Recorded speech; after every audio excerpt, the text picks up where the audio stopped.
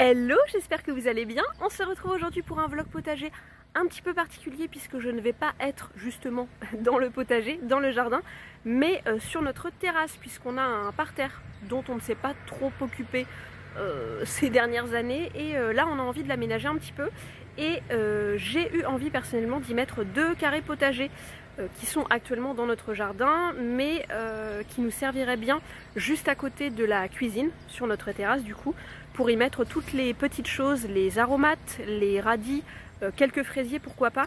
Donc je ne sais pas si vous entendez le bruit derrière mais monsieur est en train de passer la motobineuse parce que c'était vraiment la très grosse friche voilà dans ce parterre.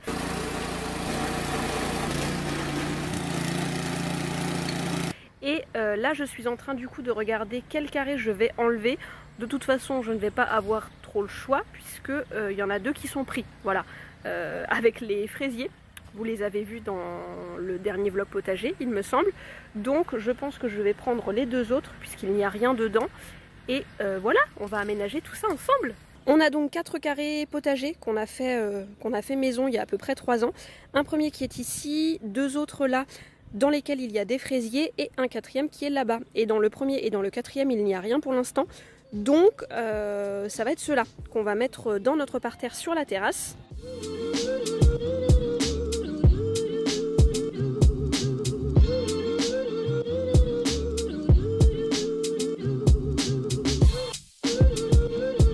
Bon voilà, les 2 carrés sont en place. On n'en a pas trop chié, hein. On pensait qu'on allait avoir un petit peu plus de mal pour les mettre de niveau, détasser un peu la terre, tout ça, parce que ça nous paraissait dur. Mais en fait ça a été. Alors si vous entendez la tondeuse derrière, c'est normal, monsieur se met à tondre. Moi je vais continuer de m'occuper des carrés, je vais mettre du terreau dedans, parce qu'il n'y a pas assez de terre. Et puis je vais commencer à planter.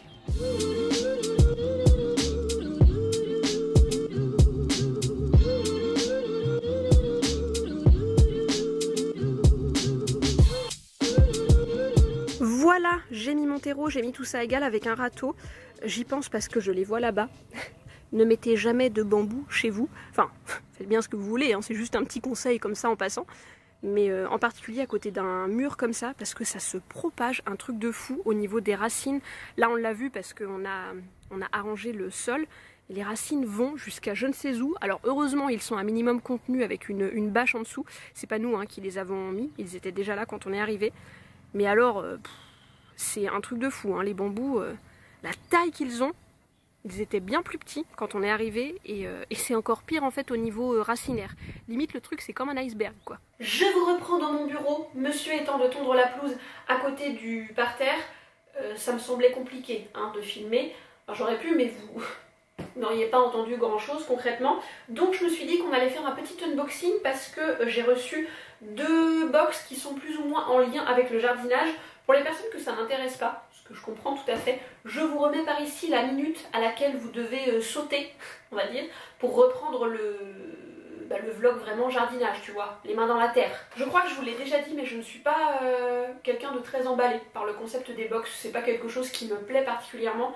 Mais alors dès qu'il s'agit de plantes, d'infusion ou de jardinage, là je ne réponds plus de rien, voilà, comme dirait l'autre. On me propose énormément de box à tester et je les refuse toutes ou presque, à part quand il s'agit encore une fois de plantes, de jardinage, tout ça. Donc je vais aujourd'hui ouvrir avec vous la box à planter du mois d'avril. Pour tout vous dire, je l'ai déjà ouverte, mais j'avais vraiment envie de la réouvrir avec vous. Attendez, je regarde que j'ai bien enlevé mon adresse parce que la dernière fois j'ai dû réuploader un vlog parce qu'on voyait mon adresse à un moment. Bref, merci à la personne qui m'a envoyé un petit mail à ce sujet. Et j'ai reçu autrement une box qui s'appelle l'échoppe végétale, pareil que j'ai déjà ouverte, mais Percy était en train de faire un bordel pas possible autour de moi depuis tout à l'heure. Je vais vraiment finir par lui ouvrir une chaîne YouTube, hein, je vous jure.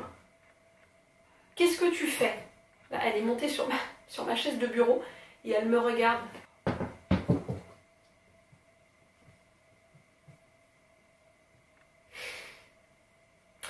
J'ai complètement perdu le fil hein, du coup.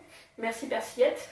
Je crois que je vous parlais du coup de cette seconde box que j'ai reçue qui s'appelle l'échoppe végétale et qui est également axée un peu jardinage, tout ça. Donc je crois que c'est une box mensuelle. De toute façon, je vous remettrai tous les liens en barre d'infos, comme ça vous pourrez aller checker si ça vous intéresse. Je vais commencer par la box à planter, qui est une box que j'aime énormément, vraiment. J'aime beaucoup l'entreprise, l'équipe en elle-même. Ma petite Célia, si tu passes par ici, je te fais un gros bisou. Comme je vous l'ai dit, je l'ai déjà ouverte, et alors cette box est absolument magnifique. Ce que j'aime chez la box à planter, c'est qu'il n'y a pas trop de fioritures. Voilà, vous recevez votre box dans une petite boîte en carton comme ça qui fait office de colis. En fait, vous n'avez pas de surcolis, on va dire ça comme ça. Dedans, on a... Alors attendez, je vais commencer par quoi? Cette petite affichette, ce petit flyer avec écrit Be Happy dessus, avec un jeu de mots sur le be qui est écrit avec 2 E, et qui nous informe que la box à planter a lancé ce qu'elle a appelé la fabrique à sachets, et je trouve ça absolument formidable. Grosso modo, vous pouvez leur demander de vous faire des sachets de graines sur mesure, et c'est juste top en fait pour un événement comme un mariage ou je sais pas, un séminaire professionnel, peu importe. Je trouve que c'est vraiment une super idée. Alors je sais pas exactement comment ça fonctionne, mais j'imagine que tout est très bien expliqué sur le site internet, donc encore une fois, tout sera en barre d'infos. On a ensuite un petit sachet de fertilisant universel de la marque Label Booz, avec un petit flyer explicatif. J'en ai pas mal entendu parler ces derniers temps sur les réseaux sociaux, et d'ailleurs là je suis en train de percuter, je crois qu'ils m'ont contacté et que j'ai complètement oublié de leur répondre. Bref, il va falloir que j'aille checker mes mails. Donc c'est un fertilisant universel comme je viens de vous le dire, et j'adore leur slogan, sentez la différence. Voilà, je trouve ça très drôle. Certifié Nature et Progrès, fabrication française, fumier issu des fermes de la région Rhône-Alpes, et grosso modo vous avez juste à verser, gratter et déposer et à arroser.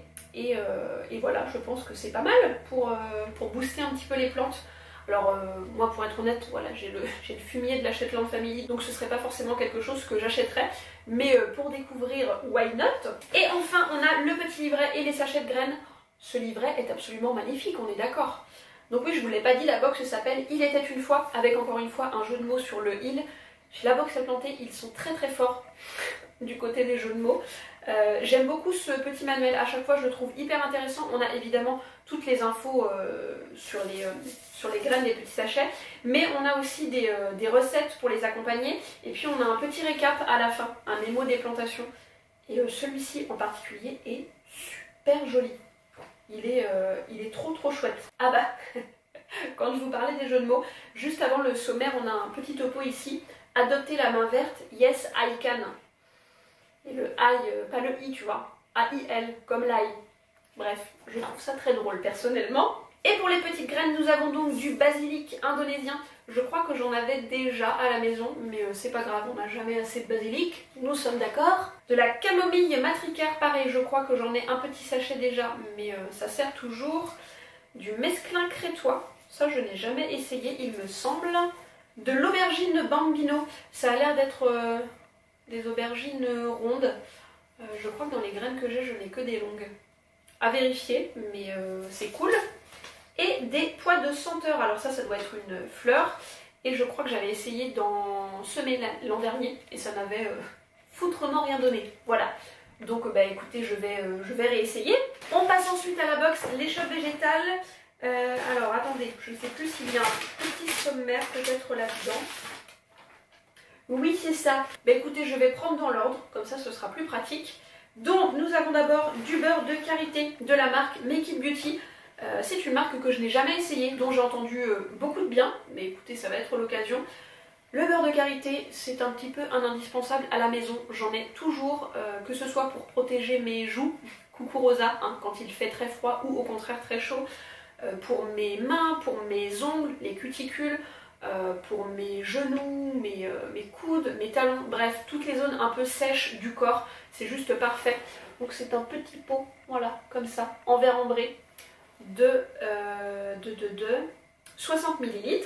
Ensuite nous avons un petit filet qui est fabriqué à Caen pour faire les courses zéro déchet, et il est fort joli. J'aime beaucoup les petits filets comme ça d'antan, ça me fait vraiment penser aux filets qu'avaient avant nos grands-mères pour aller faire leurs courses. D'ailleurs je crois que j'en ai un, mais qui a vraiment de très nombreuses années, et qui est du coup dans un état comment dire, proche de la désolation, voilà. Et je suis en train de voir qu'il est fabriqué en coton bio, donc c'est cool. Ensuite nous avons un petit arrosoir fabriqué en Angleterre. Le plus bel arrosoir qu'il m'ait été donné de voir, hein, personnellement. Cet arrosoir possède un embout amovible pour reproduire la pluie fine londonienne. Si c'est pas romantique tout ça, mais il est absolument magnifique, on est d'accord. Alors celui-là, clairement, je vais le garder pour mes petites plantes d'intérieur. Voilà, je le mettrai dans ma cuisine et il fait limite office de décoration en même temps. Hein. Et apparemment, c'est la marque Haws, H-A-W-S. Je vais vous montrer ça, enfin essayer. Voilà, vous devez voir quelque chose normalement. Mais on est d'accord qu'il est magnifique ce petit arrosoir. Nous avons ensuite une tisane biologique à la menthe et à la verveine. J'adore ce combo. Menthe-verveine, c'est hyper rafraîchissant. Donc parfait pour les températures actuelles. Je pense que je la ferai infuser à froid. Voilà, dans un petit sachet Kraft comme ça. Il est fort mignon ma foi. Et enfin nous avons évidemment une sélection de graines aux petits oignons. Ici aussi, hein, on aime les jeux de mots, n'est-ce pas? Et apparemment elles correspondent à ton profil jardinier. Alors moi je ne me souviens plus dans les échanges que j'avais eus. Si, je crois que j'avais précisé que j'avais un jardin. Mais du coup, si vous avez un balcon, vous pouvez sûrement le préciser quand vous commandez votre box. Donc moi j'ai reçu du chou kale, variété Westlands Winter. C'est parfait parce que j'en ai acheté un chez Cocopelli, mais ça me fera une autre variété du coup. Voilà, je vous montre le petit chou kale. Ensuite du coquelicot simple rouge. J'aime beaucoup les coquelicots, je trouve ça tellement joli comme fleur. Et je crois que je n'en ai jamais semé autour de la maison. Donc ça va être l'occasion et apparemment c'est comestible. Alors je ne sais pas si tous les coquelicots sont comestibles par contre. L'éternel concombre, parfait pour l'été. Et là c'est du concombre cocktail. Alors je ne sais pas du tout ce que ça donne. Je crois que je n'ai jamais essayé cette variété. À voir. De la mélisse citronnée. Je crois que je ne suis pas fan de la mélisse. De mémoire, à vérifier. Et enfin de la betterave golden. C'est une variété que je ne connais pas du tout. Voilà, c'est écrit, sa couleur fera briller le potager. Eh bien écoutez, j'ai hâte. Est-ce que vous voyez quelque chose? Je ne sais pas. Voilà pour cet unboxing. Alors autant la box à planter, je connaissais déjà le concept, autant je connaissais pas du tout l'échappe végétale et c'est une super belle découverte. Je ne pense pas que ce soit une box mensuelle. C'est plutôt à mon avis une box par saison parce que j'ai relu quand même le petit flyer et c'est écrit te voici en possession du coffret de printemps. Donc j'imagine que c'est effectivement une box par saison et pour être honnête avec vous ça me donne bien envie, voilà, de m'abonner, en tout cas de commander les coffrets suivants parce que je trouve ça hyper sympa. La sélection est top, tout est super joli, vraiment tout me plaît. J'aime beaucoup la sélection, la charte graphique sur les sachets. Alors certaines personnes s'en fichent complètement, mais pour moi ça compte, voilà. Donc il n'est pas exclu que je commande les prochains coffrets. Donc si jamais ça vous intéresse, je vous referai peut-être un unboxing.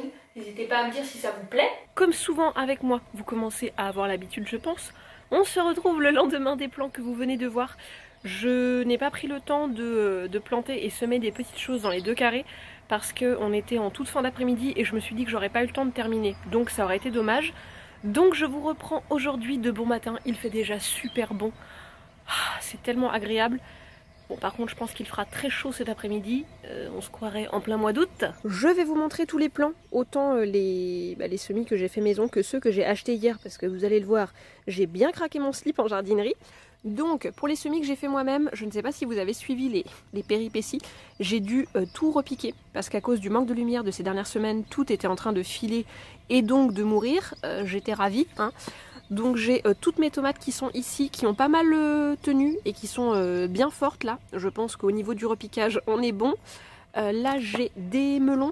Alors celui-ci a été mangé par Arizona. Hein. Vous avez eu l'accident en direct presque sur Instagram. Je suis dégoûtée. Regardez-moi ça. Mes semis sont sur une table basse comme ça, donc ça va, c'est quand même assez haut. Je me dis que c'est pas accessible.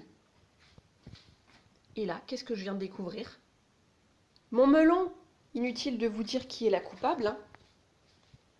Voilà. Il est où le melon? Il est où? Il est dans le bidou? Merci, hein. Quelle petite saloperie. Par ici, on a des pâtissons, des aubergines. D'ailleurs, dans ce godet, j'en ai 2. Il va falloir que j'en repique une. Et là, on a mon unique pastèque. qui est petite, mais plus ou moins en forme quand même. Donc je ne perds pas espoir, voyez-vous. Là, on a d'autres plants un petit peu plus faiblards. J'avais retenté 4 pastèques, mais j'ai l'impression que ça ne va rien donner. Là, j'ai 2 plants de cornichons qui sont énormes. Ce sont les plants les plus réussis parmi ceux que j'ai faits. Je pense qu'il va bientôt falloir que je les mette en place. Et donc, comme je viens de vous le dire, j'ai un petit peu craqué en jardinerie. J'ai repris des fraisiers que j'aimerais bien mettre dans les carrés potagers. Peut-être pas tous, mais au moins 3 ou 4. Derrière, on a du thym. Là, j'ai pris 2 plants de tomates cerises. J'en ai pas mal déjà par ici. Mais j'en voulais des plus avancés, on va dire, pour récolter un petit peu plus vite. Et ça, ce sont des tomates cerises orange. Et je n'en ai pas. Là j'ai pris 2 aubergines pareil un petit peu plus avancées on va dire que mes propres semis. J'ai pris 2 patates douces, on va retenter cette année. Ce fut un échec cuisant l'an dernier mais bon je ne baisse pas les bras, voilà, on va réessayer. Du romarin, de la lavande, ça je pense que ce sera pour un autre parterre. Et j'ai pris du chou-fleur, je crois que j'ai 6 plants. Pareil, je crois que j'avais essayé l'an dernier, ça n'avait rien donné. Donc je me suis dit que j'allais acheter des plants cette année. Et enfin j'ai pris des œillets d'Inde.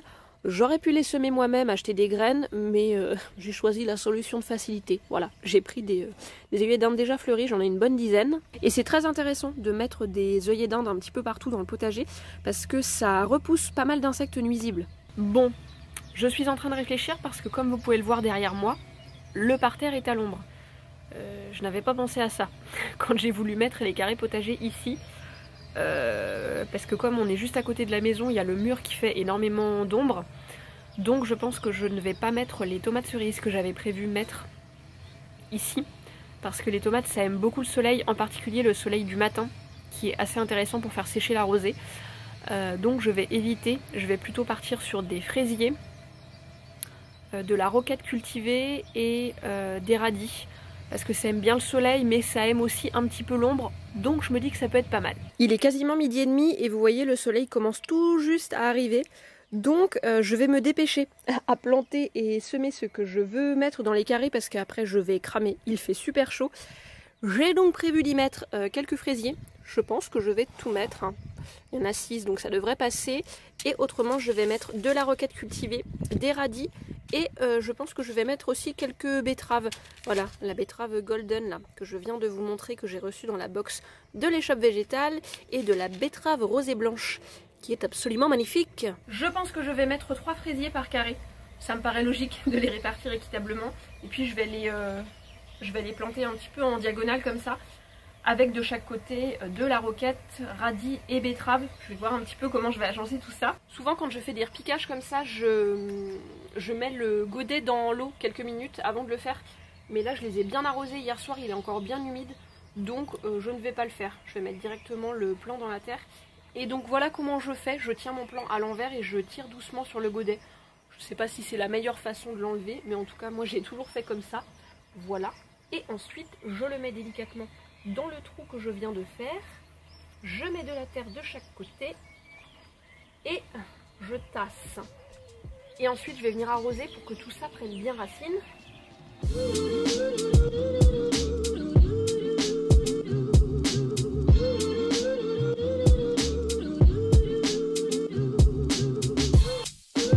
Je viens de ramener de la paille, je vais carrément pailler directement. Parce que vu les températures qu'ils annoncent, je pense que c'est toujours bien de retenir l'humidité dans le sol. Donc je vais faire ça tout de suite.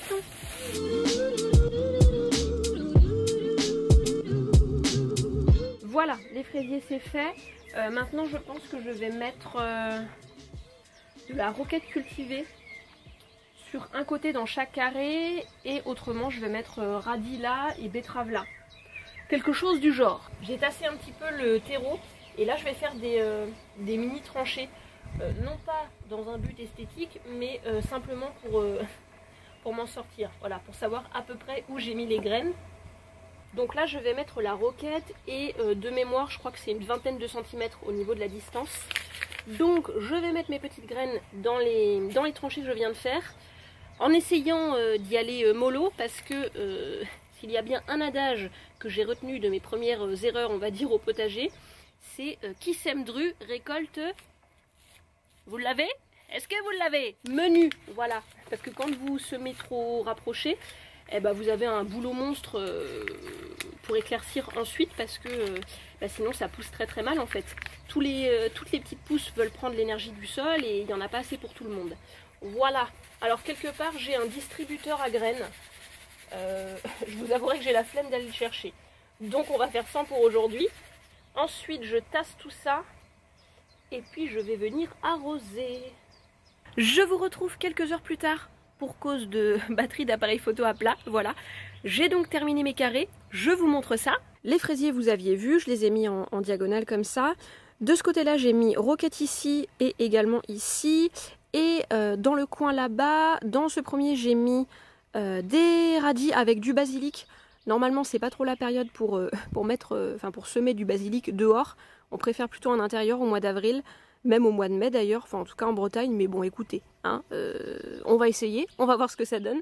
Et de l'autre côté j'ai mis deux sortes de betteraves, j'ai mis la betterave golden que j'ai eue dans la box de l'échoppe végétale et de la betterave dont j'ai oublié le nom, c'est celle qui a la chair blanche, la cerclée de rose, qui est super jolie. C'est celle-ci, voilà, avec un nom que je ne vais pas me risquer à prononcer, voilà, au risque de dire des bêtises. Sinon je voulais aussi vous montrer le résultat, on va dire, du premier essai du broyeur à végétaux que j'ai offert à mon amoureux pour son anniversaire. Je vous l'ai montré dans un autre vlog potager et franchement il est plutôt pas mal. Alors on a broyé je sais pas, pendant une vingtaine de minutes à peu près pour voir un petit peu ce qu'il avait dans le ventre et honnêtement on l'a pas ménagé, on l'a mis un petit peu à rude épreuve par moment avec des branches qui avaient un bon gros diamètre. Il a plutôt bien tenu, il a bourré à quelques moments, vous allez le voir dans les images parce que j'ai filmé, du coup je vais vous inclure les images juste après. Mais franchement globalement on en est plutôt satisfait et du coup ça va nous faire du bon broyat que je pense mélanger à la paille et éventuellement au compost ou à l'herbe séchée quand mon amoureux tond la pelouse et je pense que ça nous fera un bon paillage bien complet. Voilà donc ce que ça donne. J'ai l'impression qu'on voit pas très bien parce qu'il y a beaucoup de soleil à des endroits et beaucoup d'ombre à d'autres, mais on verra beaucoup mieux dans les plans que je vous mets tout de suite.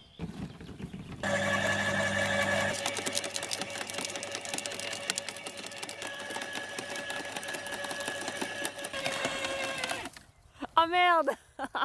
Quel feignant ce machin là, hein?